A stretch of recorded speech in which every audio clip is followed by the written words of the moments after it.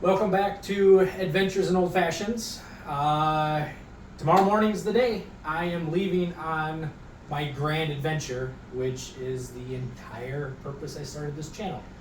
I will be heading to Colorado to attempt to through hike the Colorado Trail from Denver to Durango, 485 miles. There might be a couple of side excursions, so I'm going to call it 500 miles. And we'll see at the end what the total is. But on any long through hike, there is an obligatory gear video, which everyone does. So I'm going to go through with you all the gear that I'm taking, and then I'm going to pause, load it all into the pack, weigh the pack, so that way you guys have an idea of what I'll be trucking every step of those 500 miles.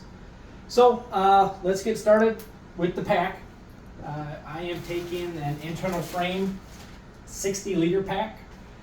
They do make lighter packs that are frameless, but I'm not going to be setting any land speed records in this endeavor, and I know that I'm going to be carrying a heavier load going into the fall. There's already snow in the mountains at the higher elevations on and off, so I'm having to bring some extra gear. I need an extra support frame, so the pack itself, I know for a fact, is 4 pounds, and I could have got by with one a couple pounds lighter, but I tried a few, and none of them seemed to carry the weight the way that was comfortable, and I know that I'm going to need something that's had a heavier, more rigid support structure, so I went with a beefier pack to start with. I have it lined with a compactor bag. That's what everybody uses just to make them waterproof, because even the ones that say they're waterproof really aren't, especially in a downpour. And I already have my sleeping bag loaded in the bottom. I'm going with a mummy bag. A lot of people are doing quilts.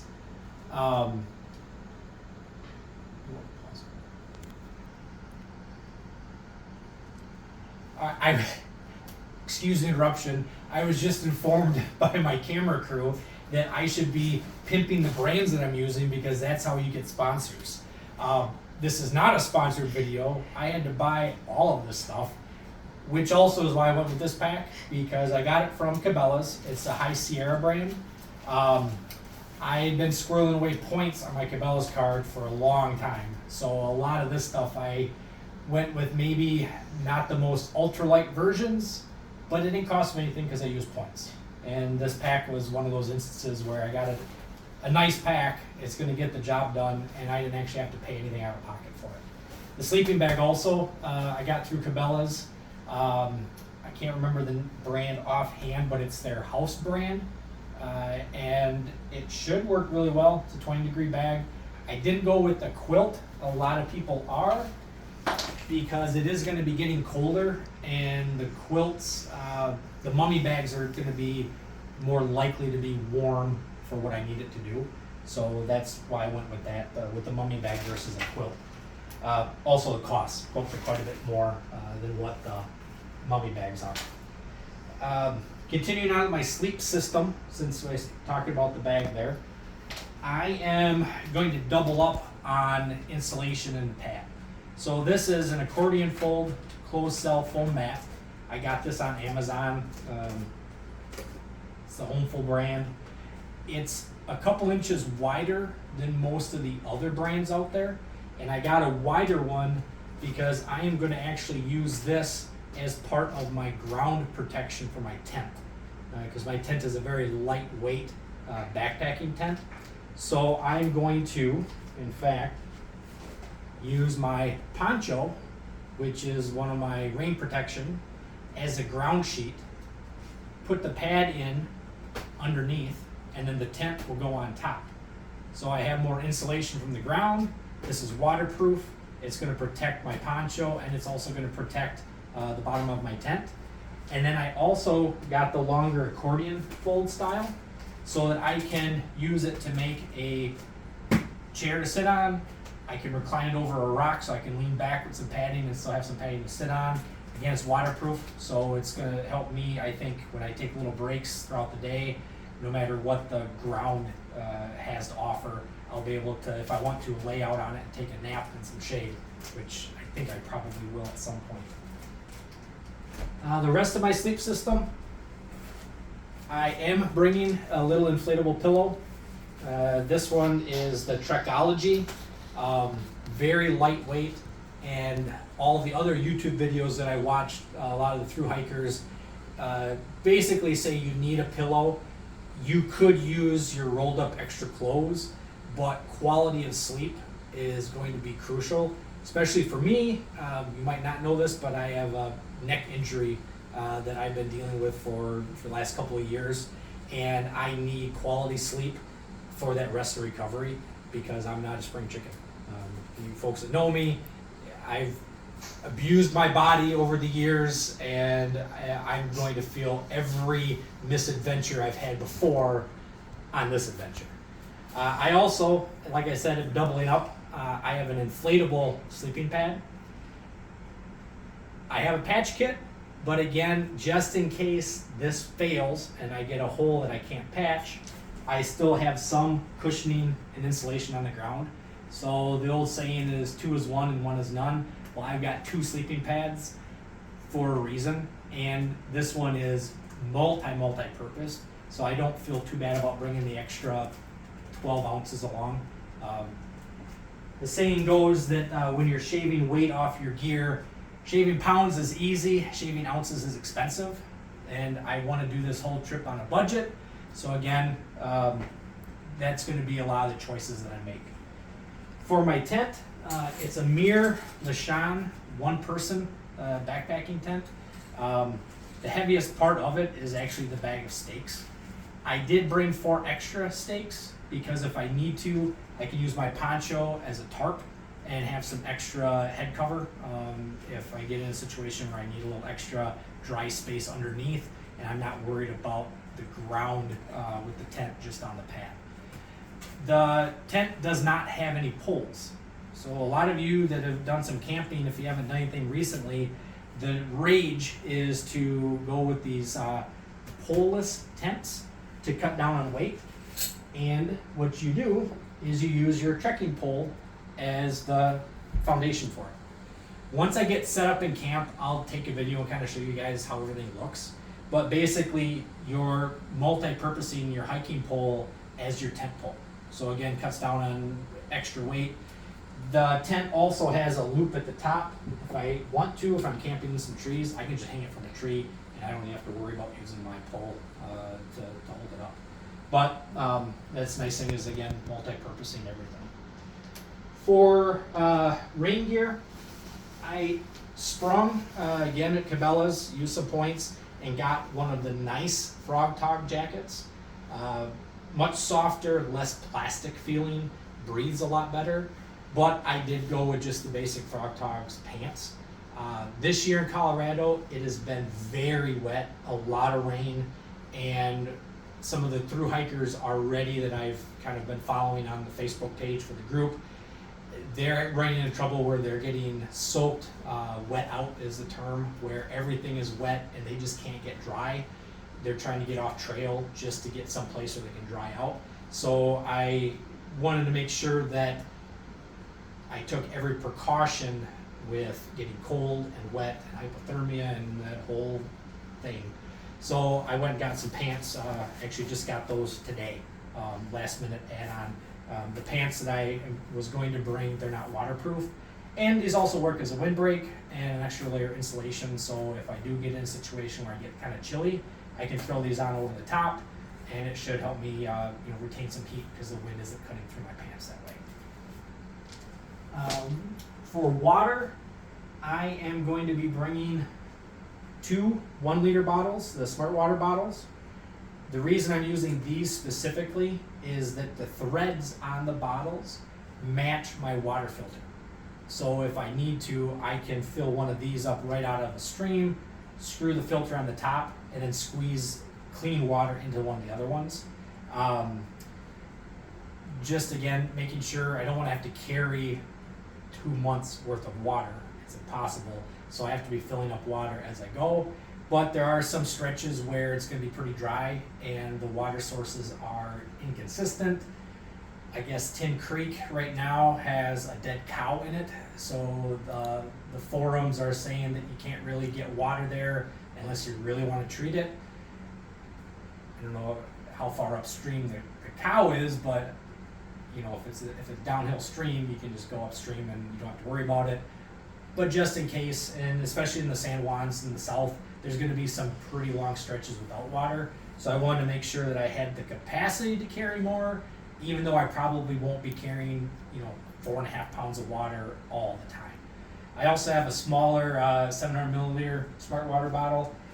These have the flip sports top, and I've got a lightweight pouch that I'm going to attach right onto my hip belt, so that way these can be in the side pouches on the back, and instead of having to reach around, drink, put it back in, cut down on how often I drink, this is going to be right here, and I'll just refill this from one of these guys as I go, and that way I can drink when I get thirsty and hopefully prevent dehydration, which hopefully will prevent any altitude issues going out there. Those of you that know me, I've never had issues at altitude, but you never know when you're going to, and any precaution I can take, I'm going to. So I might be carrying a little extra for what some people think water capacity wise, but I'd rather have empty lightweight bottles that I don't have full instead of running dry and having another 6-7 miles to go before I can get maybe some drinkable water. The water filter that I was talking about is the Sawyer Squeeze, and I have an extra coupler so I can actually screw that onto one of the water bottles and use that clean water that I just filtered to back flush the filter to get sediment out to make sure that the flow rate still keeps up. I also got what I'm calling a dirty bag.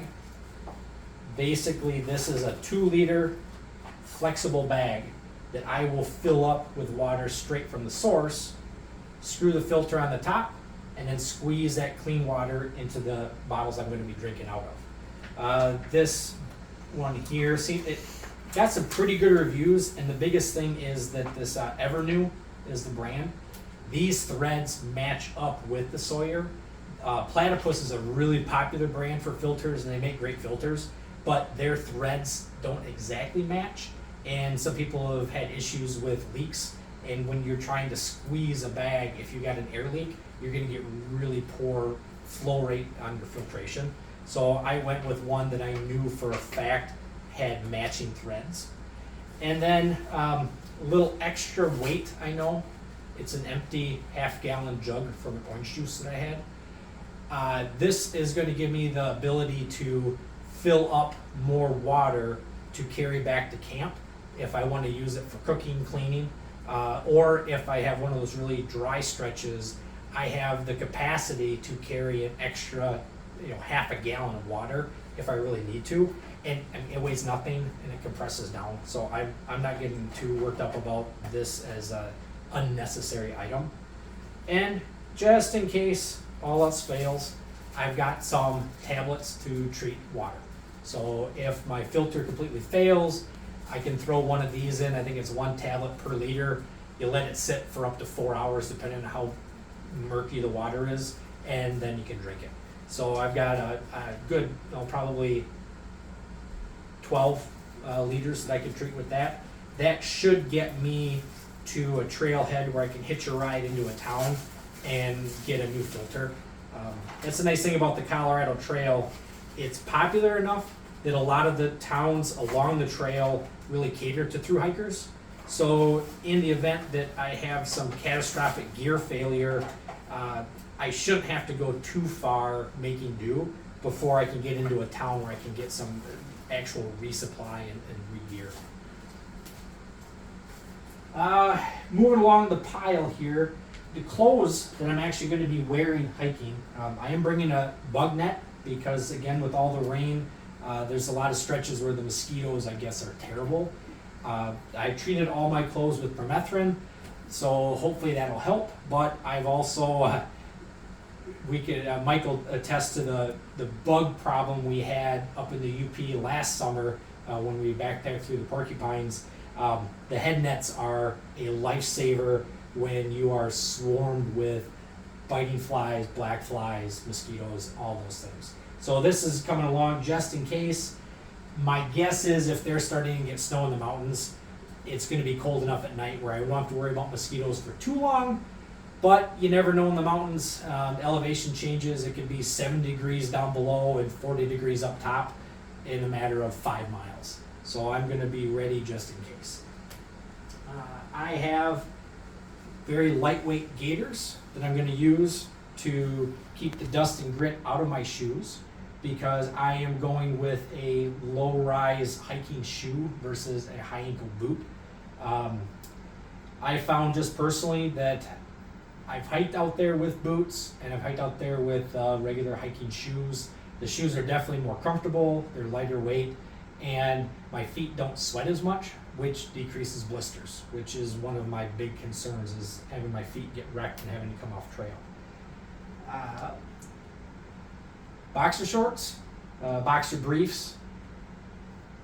Most people, if you talk to them on their channels, they bring one pair of underwear or just don't wear underwear. So I've got my one pair of underwear. I'm also going to be bringing along some lightweight sun gloves. At altitude, it's cool and you don't realize how brutal the sun is. It's just like snow blindness. You don't realize it because it's cold, but you're still getting cooked by the sun. And the last thing I want is to have sunburned hands. So these are lightweight, breathable, and they also provide a little bit of protection just from the elements. If it gets a little cool, but not cold enough to break out the warm gloves, these are going to work well too, especially early mornings, getting started, things like that. Socks, I have struggled the last few months doing my training hikes with blisters. So I am going with a 2-sock method. The Iniji, I think is how it's pronounced, liners are the toe socks. These are all a wool blend, like merino wool. So they wick moisture fantastic. They retain heat even when they're wet, but they breathe so your feet don't get hot. So if I get caught in some cold, wet conditions, they'll still keep my feet warm, but my feet won't be soaked in the sock because they breathe really well. And then I'm going with the darn tough wool outer socks. I've got a pair of lightweight liners and a pair of lightweight socks, and I also have my backup change is going to be a heavier weight of both. And I've tried different combinations going with the light liners and the heavier socks and vice versa. It just depends on the weather and how beat up my feet are, how much cushioning I need.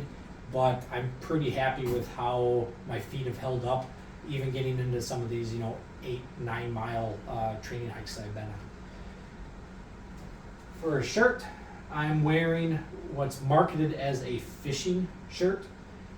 Lightweight, SPF 50. That's the reason I got it, is that it's breathable, it vents really well. The brand is Bayleaf. Went on Amazon, read reviews. This one got great reviews. I did find out that they tend to run a little small in the sizing. The first one I got was a little snug, so I sent it back and got the upsize. It fits great, breathes well, still keeps you protected from the elements. It's long sleeve and it's got the little thumb holes. So again, extra hand protection out there when you're in the sun. And I was pleasantly surprised that even being long sleeved, I felt cooler and the breeze seemed to work better cooling my body than when I would hike in just a t-shirt. So I'm really excited. I think this is going to work really well. For my pants, I've had these forever.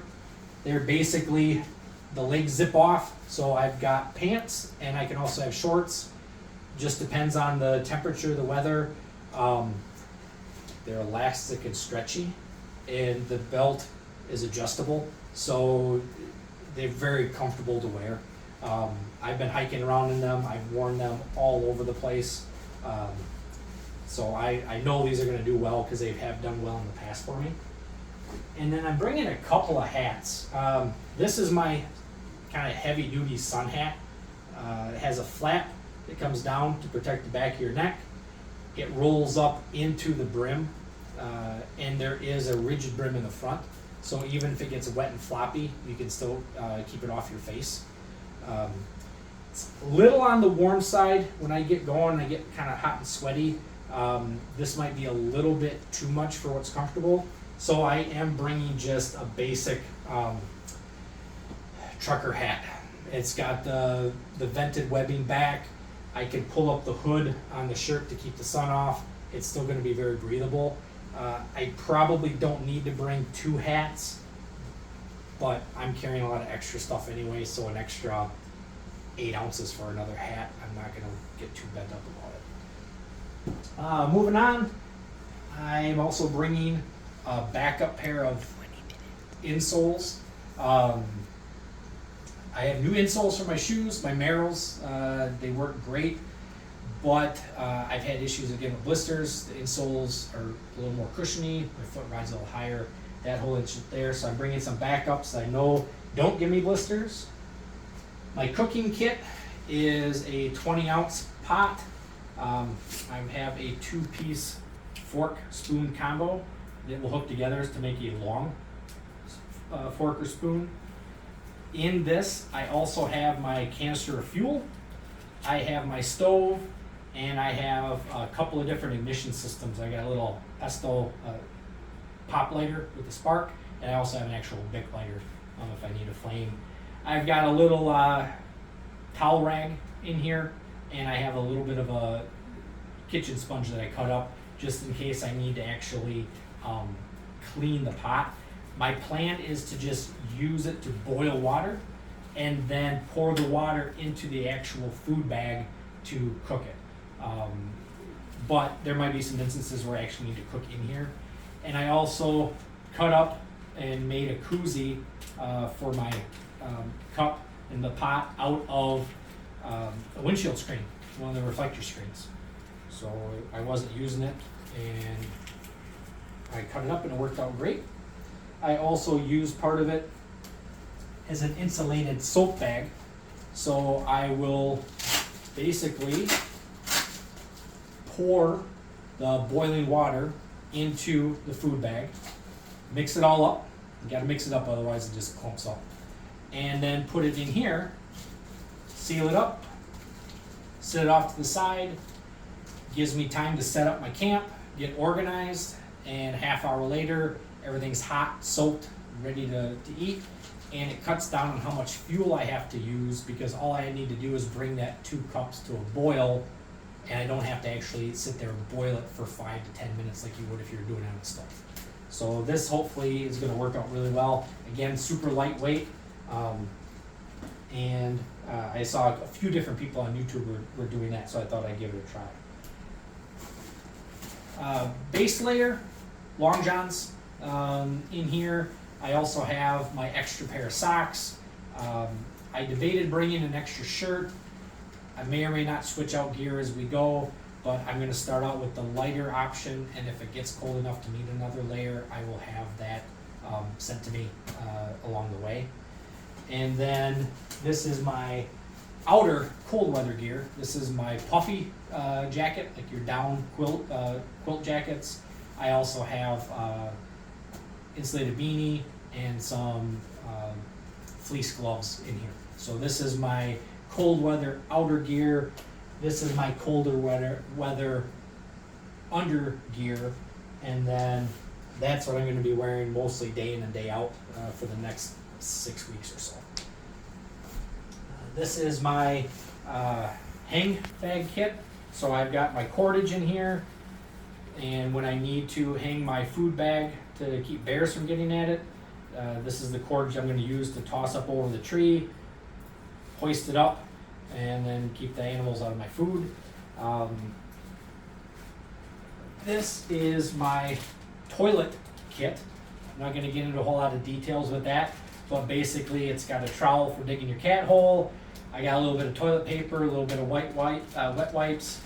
I am going to try using a bidet that attaches to a water bottle to cut down on how much toilet paper I use, because practicing good leave no trace tactics, you pack everything out except what comes out.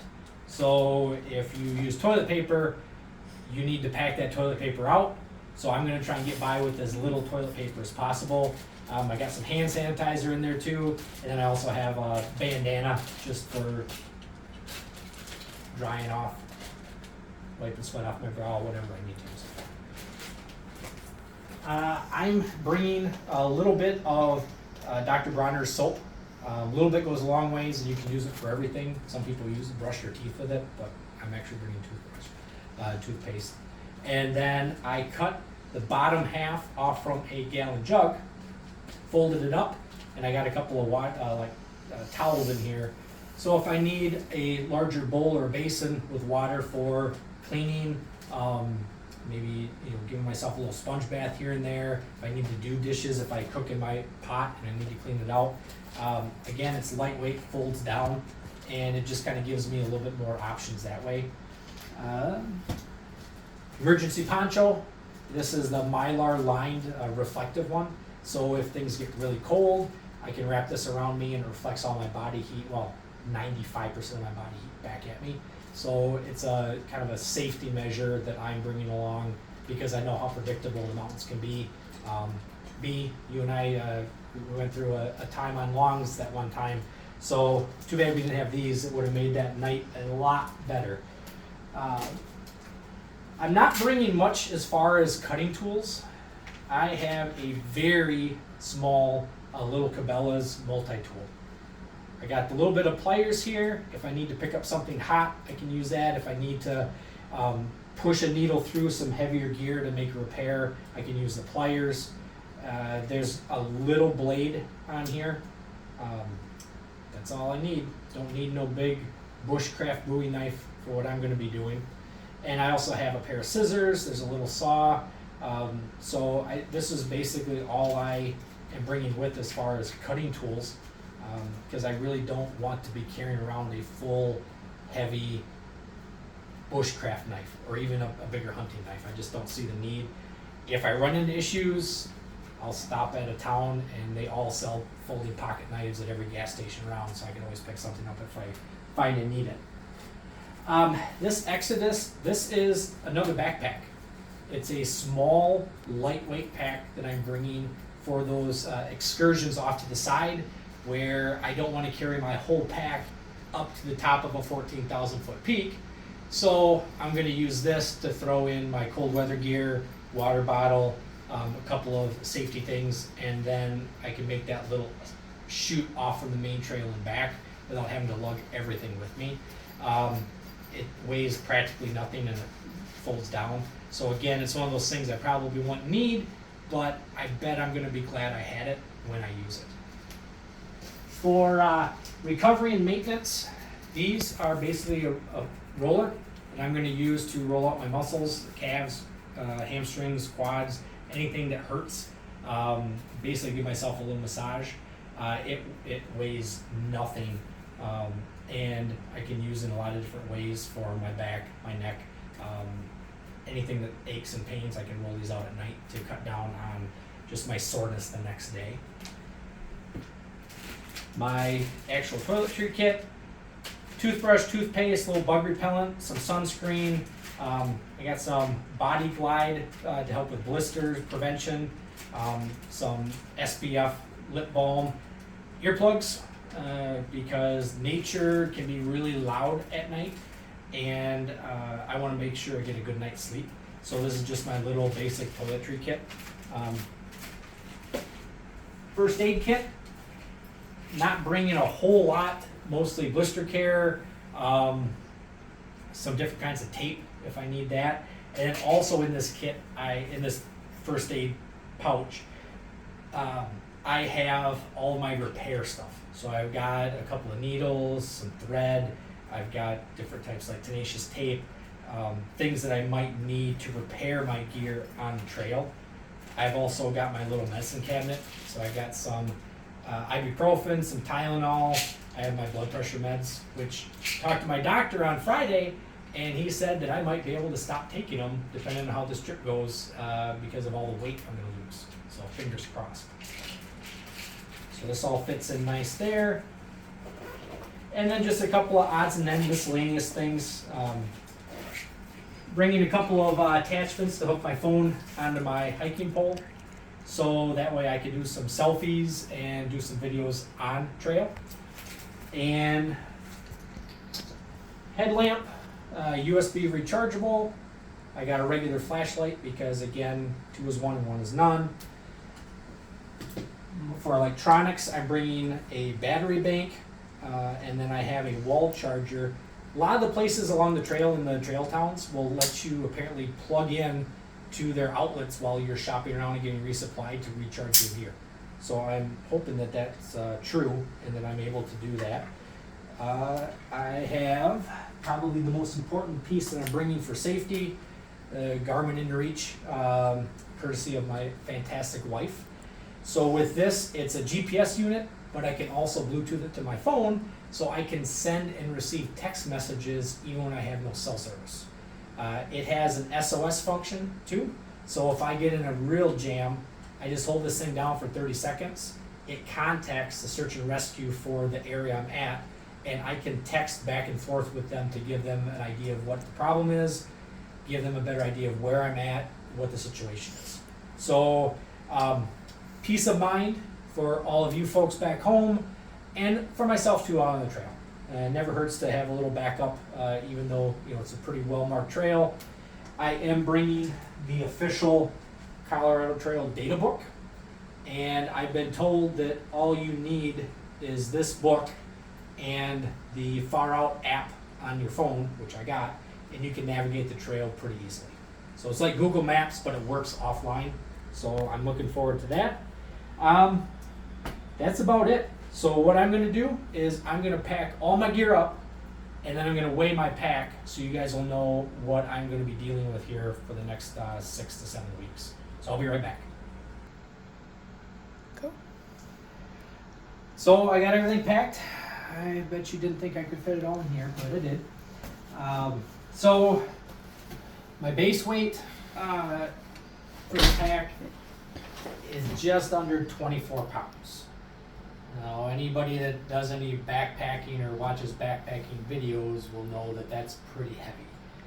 They say if you're over 20 pounds for your base weight, your chances of completing your through hike decrease drastically.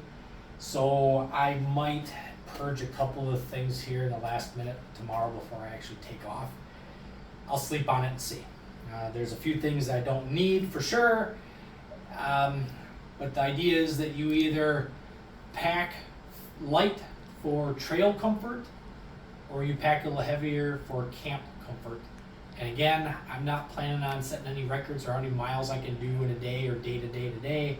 I want to make sure I'm comfortable at camp, I rest well, I get a good night's sleep, because I'm going to be on the trail for quite a while, twice as long what some of these really fast guys are doing. So we'll see how that goes. Full loadout, 5 days of food, which I think is the most I'm going to carry at one time, and the full water puts me just under 40 pounds total. So yeah, I'm going to sleep on a few things, rethink what I do. I'll keep you guys updated on the trail.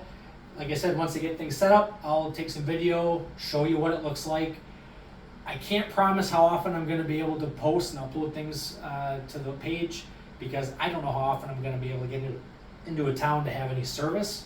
And with emergency satellite, it's only good for texting. I can't actually do any data. So really important that you hit that subscribe button so you get notified when I put new stuff on. Well, shameless plug there, but it's true, because I can't guarantee how often I'm going to put stuff on, and I don't want you guys to miss out if it's something you're interested in following along with. But I will keep you updated. Wish me luck. I'm going to need it. But you guys take care, and I'll catch you later.